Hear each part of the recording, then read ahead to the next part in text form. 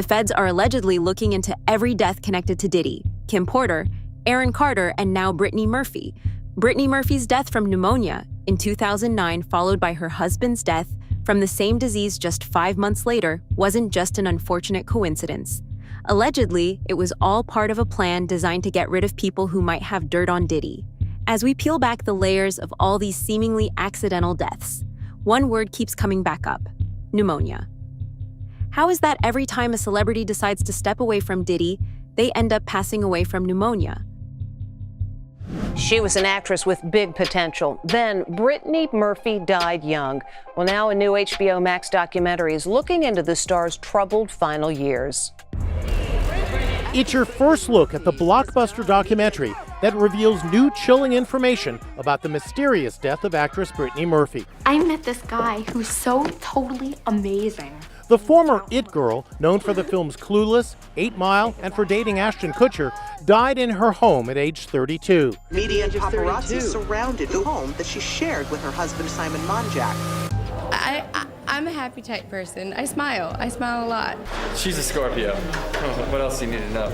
I'm a double Scorpio. Double Scorpio. She evidently collapsed in the bathroom. Brittany Murphy was allegedly dating Ashton Kutcher while Ashton was still married to Demi Moore. Ashton even told Diddy about this and how he was worried about getting caught. At the time, Brittany had just finished filming Just Married with Ashton, and this is when Ashton introduced her to Diddy. For the next few years, Ashton and Brittany would allegedly date in secret, and it was only in 2005 that this affair ended. 2 years later, Brittany married her husband Simon, who was lucky it would have been a scam artist. Around this same time, Diddy started dating Cassie.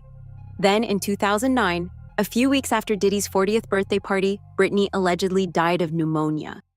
I've never seen a case where a young wife dies and 5 months later, a youngish husband dies, basically from the same underlying factors. Not only the same underlying factors, but even the couple's final hours alive are eerily similar.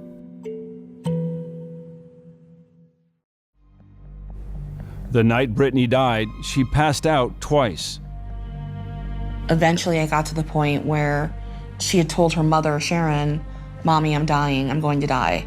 To me, that is alarming that a mother would ignore those requests for help, those cries for help from her own daughter. I was around Ashton Kutcher and Diddy before, and they were speaking about Brittany Murphy. And I don't think I ever told this story, and I'm about to tell this story here. While he was married to Demi Moore, he was still sneaking around seeing Brittany Murphy. You understand? We were going to Nets game, so we picked him up, and he was explaining to Diddy that every time he goes to Brittany's house, paparazzi always catches him or almost catch him coming out her apartment or coming out the building. Diddy was telling him that's either the doorman or your security, you know what I'm saying? And he was still married to Demi Moore at the time. So you could have something, you could be right. Because it's crazy how they said her and Kim and some other individual with them around them all died of pneumonia and they were in perfect health. That just gave me the shivers, that, because how can these two people be around the same people but die of the same death? Is it a case of the stories that are going to expose them of, they become a threat? Now to the latest Hollywood mystery. The husband of actress Brittany Murphy has been found dead just 5 months after her own passing. CBS News correspondent Michelle Miller has the details. Good morning. Good morning, Harry. Well, some would say that Simon Monjack was best known simply for being married to Brittany Murphy. Now he has followed her into death in an eerily similar way. It was a marriage between a fading young star and an unknown screenwriter with a checkered past. Now, just 5 months after Brittany Murphy's tragic death from pneumonia and drug intoxication, her husband, Simon Monjack, has also died. The 39-year-old was found unconscious Sunday night in the same Hollywood Hills home where Murphy had gone into cardiac arrest December 20th. Ironically, Brittany Murphy's mother, Sharon, discovered the bodies of both her daughter and her son-in-law. A neighbor described the scene the night Murphy died.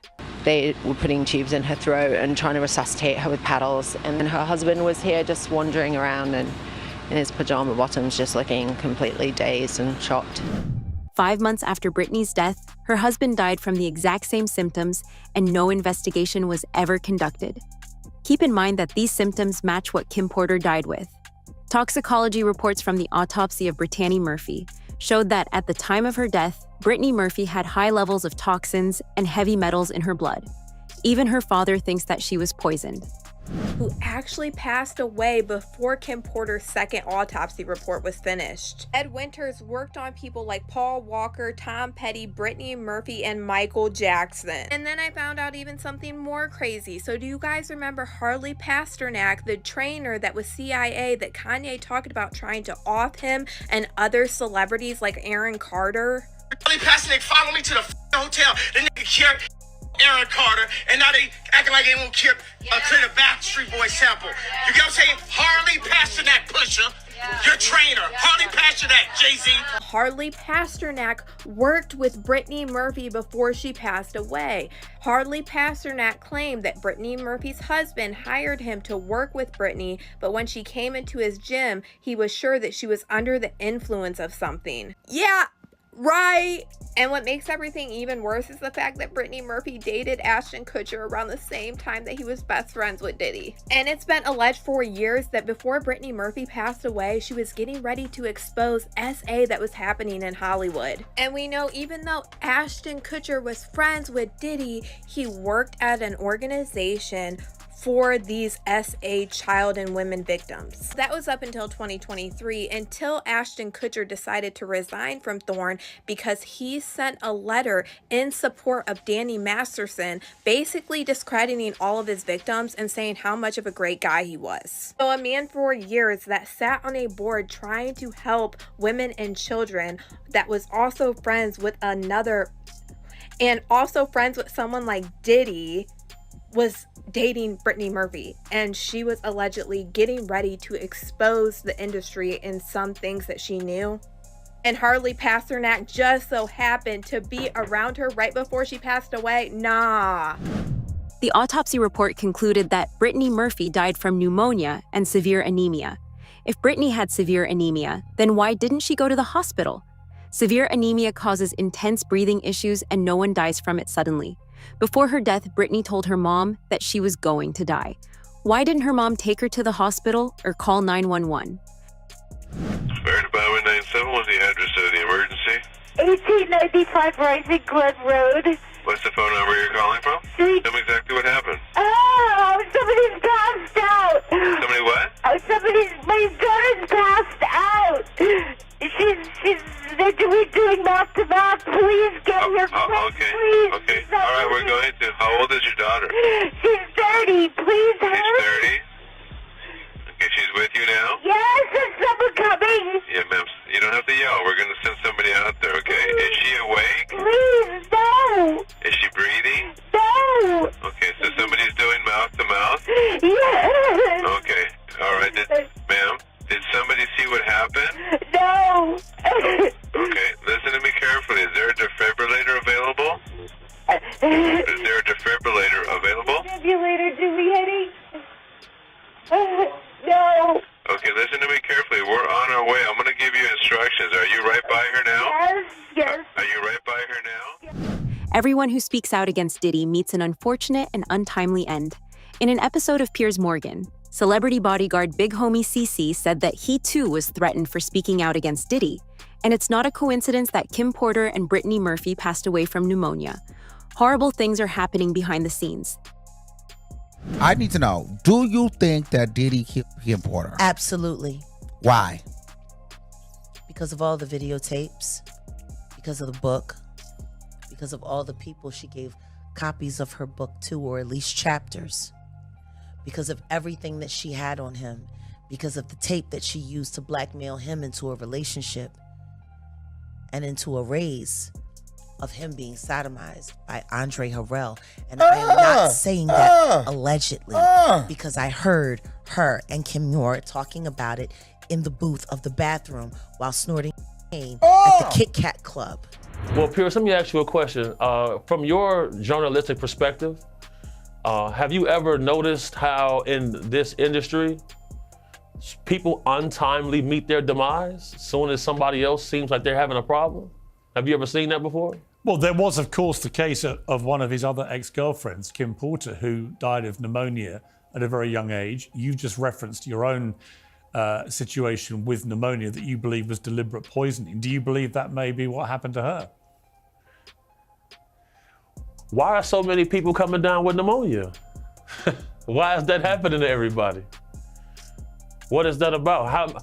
Where have you ever seen this many cases of pneumonia associated with one situation? So, you know.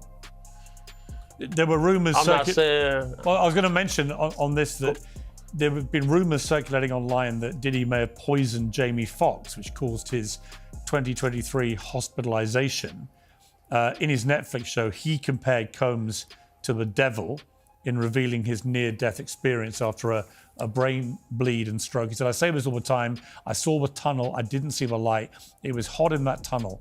I thought, shit, have I gone to the wrong place? I looked at the end of the tunnel and I thought I saw the devil saying, come on. Or was that Puffy?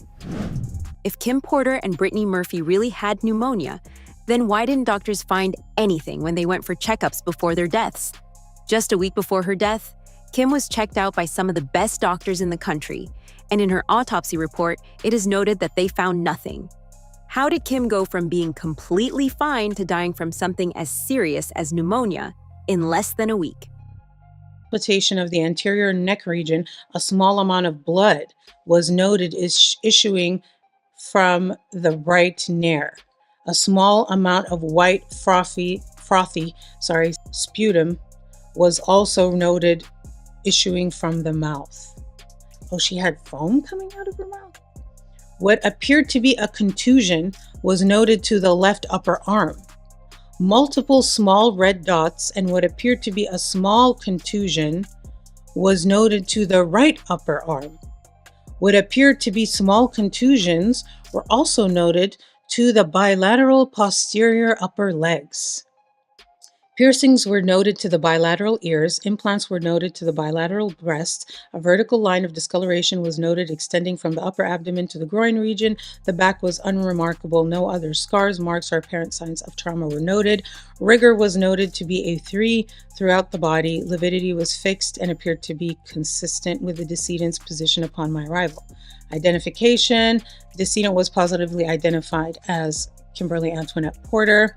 Next of kin, they notified the son and other family members. Decedent was not married. I spoke with Detective Patike at the scene and he confirmed this information. Organ tissue procurement was not addressed with the family, and autopsy notification, it says no exam notification was requested. According to Terrence Howard, the people who come after you in Hollywood do it from the shadows. They follow you, poison you, and plan your downfall without ever stepping in front of you. What we're seeing here isn't a coincidence. It's a carefully executed plan to get rid of obstacles. Listen, before y'all talk about me, y'all need to talk to me.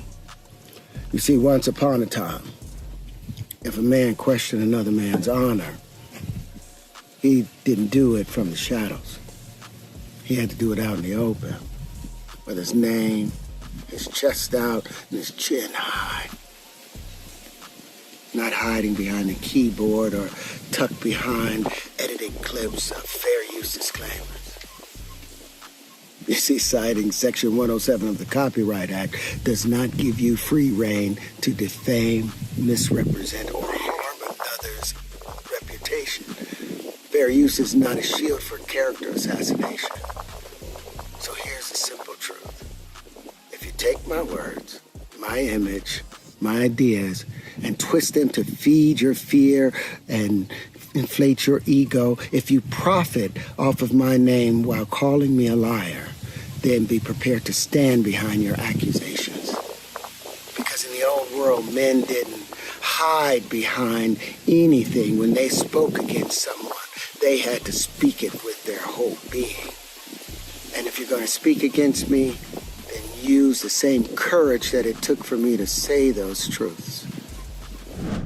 Hollywood forces actors and performers to use drugs and take part in freak-offs. Couch culture is just as rampant today as it was back in the Harvey Weinstein era. If these actors try to speak up, they're discredited and painted as crazy. Brittany Murphy's career was drying up before her death, and after Sin City in 2005, she couldn't land any major roles. Why was this?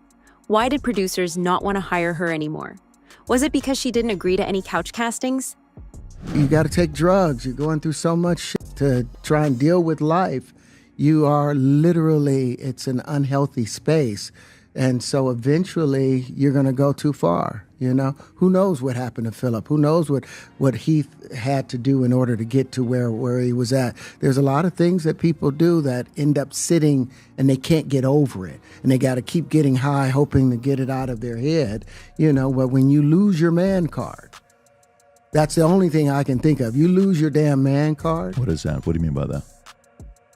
You give up your ability, your right to being a man. A man don't take it, a man gives it. So when you give up that man card, you don't get that back. Are you saying what I think you're saying? No, I'm saying what I'm saying. You don't get that back. You come into this world as a man one time.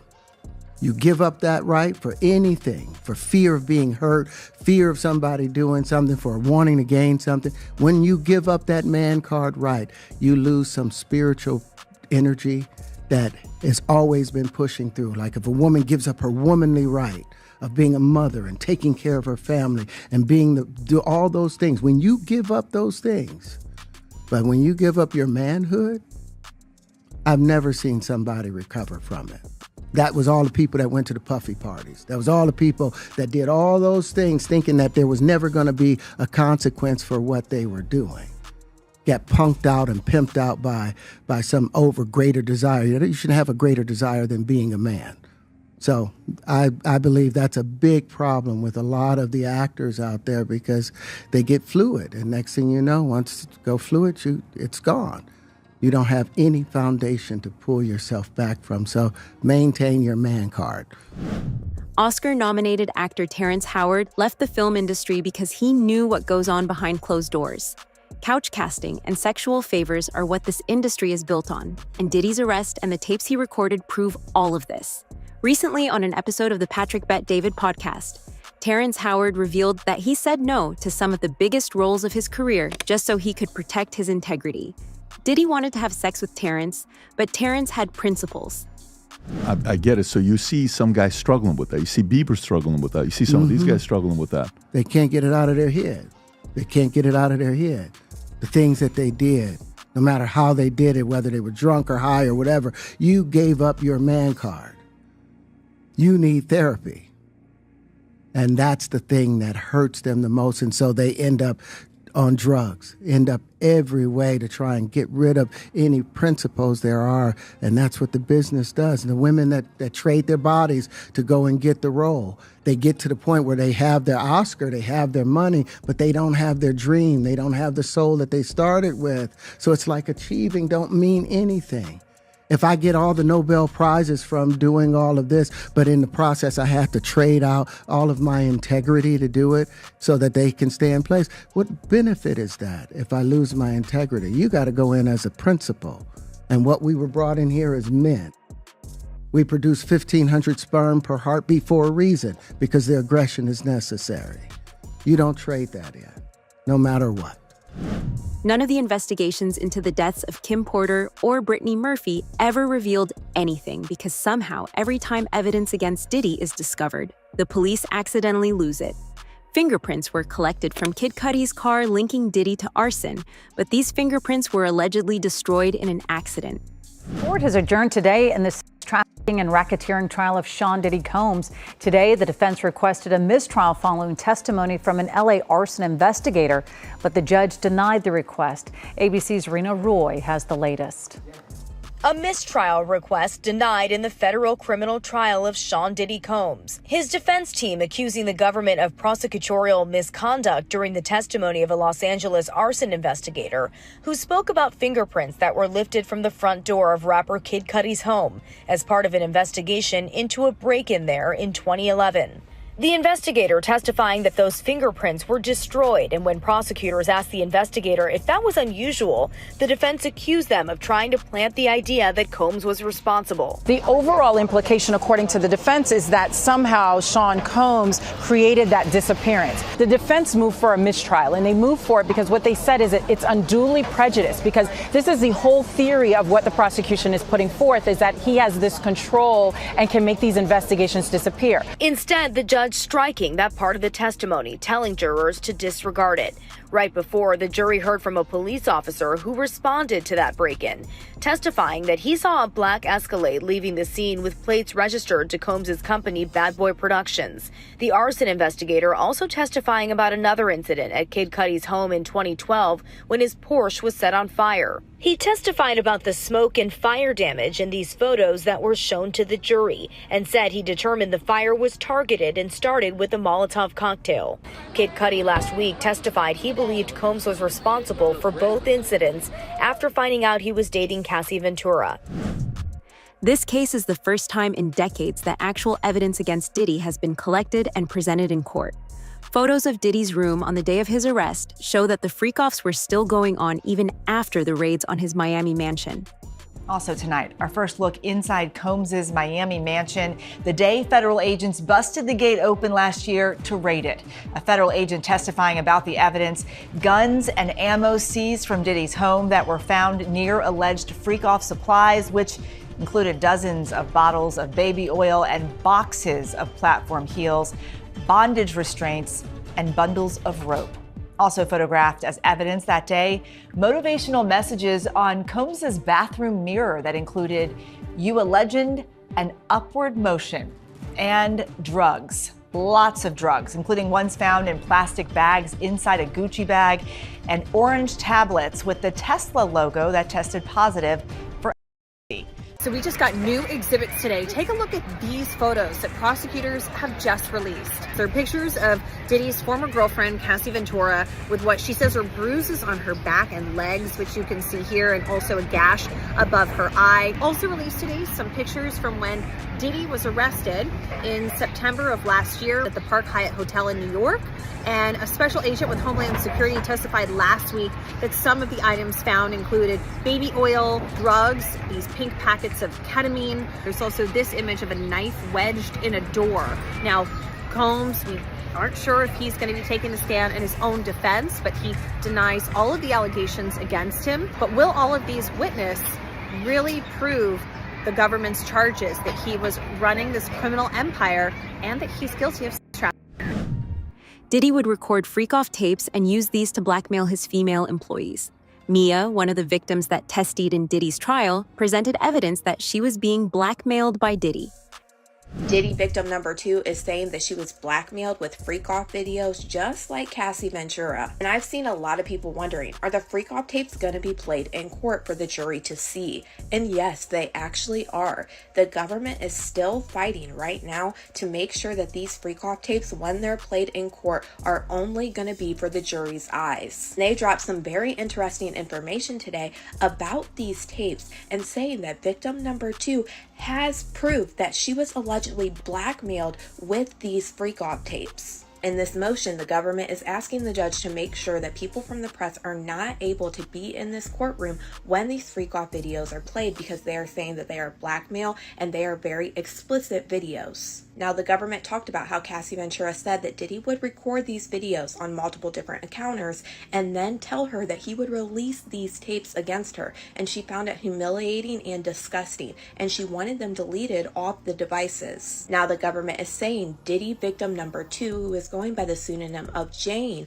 will provide a similar testimony to that of Cassie Ventura's, stating that she did not want to participate in the freak-offs and that she was terrified of anyone seeing the recordings of her engaging in these activities. And the government expects to offer text messages that Jane sent to the defendant's chief of staff on December 28th of 2023. And the chief of staff at the time would be Christina Korn, and she stated, "Diddy just threatened me about my tapes and that he has me on 2 phones. He said he would expose me and send them to another person." And then she proceeded to write another text message to Christina Korn, but right now this information is blacked out and it looks pretty long compared to the last text message that they reference.